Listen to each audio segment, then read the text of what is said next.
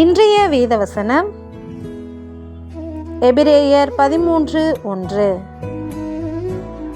சகோதர சிநேகம் நிலைத்திருக்க கடவது. ஆம், நாம் அனைவருக்கும் பிதாவாகிய தேவன் ஒருவரே. நாம் அனைவரும் அவருடைய பிள்ளைகளாக இருக்கிறோம். அன்றியும் நாம் அனைவரும் கிறிஸ்துவுக்குள் சகோதர சகோதரிகளுமாய் இருக்கிறோம்.